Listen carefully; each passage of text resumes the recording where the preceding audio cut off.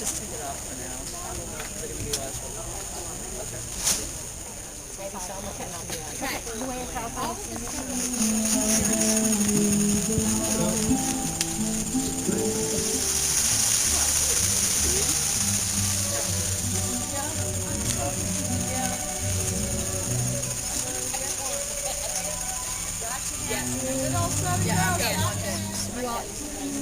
Feel free to come inside with Jane and talk to her about her art. We're going to get out and eat with her. Hi, Jane. Hi, have fun. Thank you, I was trying. Hopefully I'll see you after.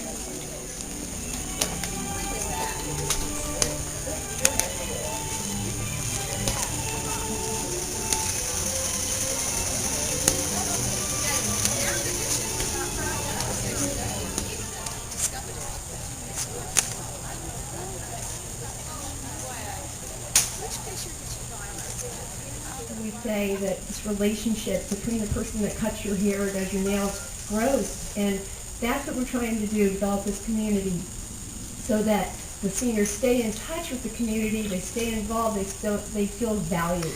In fact, that's one of the quotes that a lot of seniors say to us is, "Thank you for coming here. Because of this, I feel like I have value again." And that's what it means. So, thank you very much for supporting us today. And I will take one more minute because this is something I don't ever want to forget. But where did this come from? I think a lot of people from the South, some people, have heard the term beauty becomes you. It's not a term that I was ever familiar with, and I'd like everyone to know the story. For about 5 years, my father had cancer that metastasized the bone and brain. It was prostate cancer, and I have to tell you this, it was not sad. It wasn't sad, was it, Mom? No. Okay, my mom's in the back, and my mother and I, for the last 9 months, took care of him while he was in hospice care. So this one day, so we're there with 9 months of not actually being able to leave the house. He never left the house except for their 50th anniversary. And 6 weeks before he died, I received the trust that he left me. And this happened in a garden on our porch, and I was fixing a bird feeder, and my father loved plants and gardens, so today could not be more appropriate with the flowers you're surrounded by.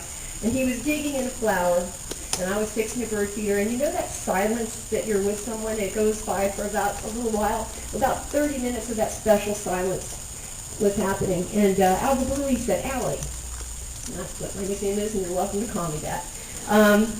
He said, "Allie," and I went over to him in a wheelchair and I said, "Dad, what can I do? How can I help you?" And he dug in his plant for a minute. And then he looked up and said, "Beauty becomes you." And then he went back to his flower and began digging again. And remember, he had dementia. And all I knew at that moment was that was the most beautiful I'd ever felt in my whole life, because I'd given up 9 months of my life. And he knew that, and I wasn't really giving it up at all. And every day I was grateful for being there. And he was saying, "Thank you, because what you've done for me, you have become beauty." And that's what beauty becomes you means. It's not about the hair, skin, and nails. It's about the things we do for other people. And this is what you're doing here today. You're all here to help us grow. We have 10 million seniors to touch. And thank you very much. I'd like to introduce to you. I started painting 18 years ago. I went through a terrible crisis in my life. I had a terrible divorce. I lost everything financially and emotionally. I lost my homes. I lost everything. And it's hard for a lot of people to believe that, that ever happened to me, but it sure did. And in the same year, I lost my father as well to a cancer that hadn't been detected. And my father was a surgeon, so his own friends had not detected it. So it was a really, really tough time in my life. And instead of going down into some sort of a deep depression and holding on to resentments and being angry, I did what my mother had told me, which is when life is tough and something seemed insurmountable, to go out and help someone else. Anyway, this guy turned out to be my angel. He came to the house, saw his little finger paintings I'd done, and offered to give me a couple of free watercolor lessons. And the rest is history. I had been very angry, very upset, wondering how I could even take my next breath and cope with my children and the rest of it. Instead of which, I just poured myself, my whole soul and spirit into my paintings. And I would paint morning, noon, and night. I would paint like an alcoholic would drink.